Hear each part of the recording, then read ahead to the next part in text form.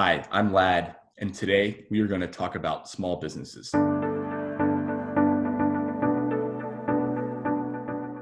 So here's why small businesses matter. They employ 60 million Americans and make up 44% of our GDP today. So I think about the barber that I used to go to as a kid. Walking in the front door, I'd greet Mary, the receptionist, and then I'd take a seat.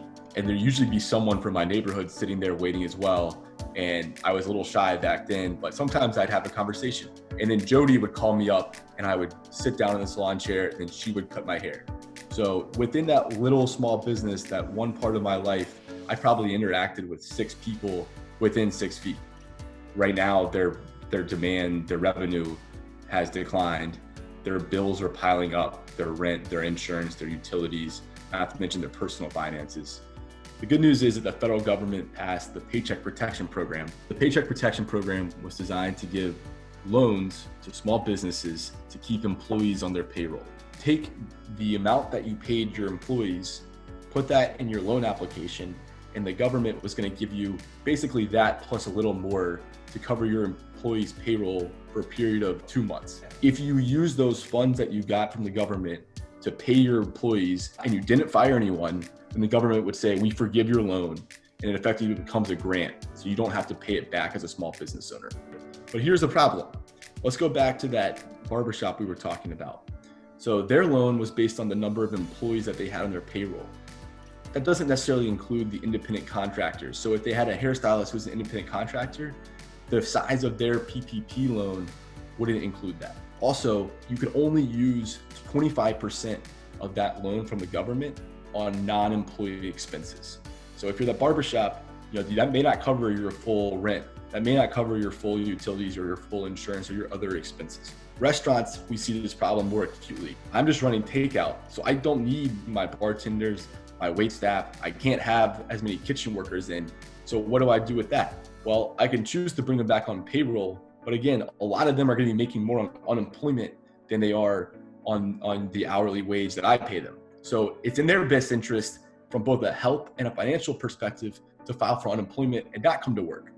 But then me as a business owner, it looks like I've laid off my employees, and from the Paycheck Protection Program, it means that I can't have my loan forgiven like other business can because my employees are no longer on payroll. Businesses that had banking relationships before, especially ones that had credit relationships before, the banks chose to process those first because the banks didn't want to be liable for any fraudulent applications. And what that meant is that the larger businesses and the businesses that had the financial resources and knowledge to take out loans previously with the bank got access to this money first. The first round of this package was about $300 billion. It went in like 48 hours. I was applying on behalf of a nonprofit. We had our application ready to go right at 8 a.m. when Wells Fargo opened their application. We didn't hear back from Wells Fargo for 3.5 weeks. They just couldn't process the volume of loans, and they chose not to prioritize the small businesses that they hadn't worked with before. The good news is Congress recognized this, passed a second round that basically doubled the size of the Paycheck Protection Program. So now 80% of small businesses have applied, and of those, 90% have gotten funded for this Paycheck Protection Program. That's great. One way to continue to help small businesses and better address their needs would be for the federal government to provide direct payments through the payroll tax system to small businesses with no restrictions. I worry that this COVID-19 is going to accelerate the gap between those who have access to technology and the technology infrastructure and those that don't. These small businesses, they aren't set up to run digitally. They aren't set up to do digital marketing. They aren't set up to do online ordering in all cases. And so in a perfect world, COVID-19 would be a great example for Silicon Valley to reach out to Main Street and maybe with the help of the federal government, provide that tech infrastructure that can expand access to customers. It can scale some of these small businesses, but I worry that that's not happening.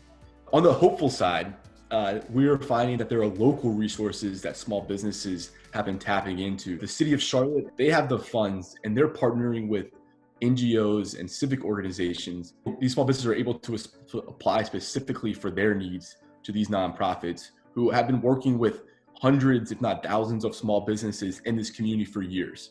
So they know each other, they know the businesses, they know their needs, and they're able to direct the cash to these small business owners who have probably been overlooked or not fully served by the federal program.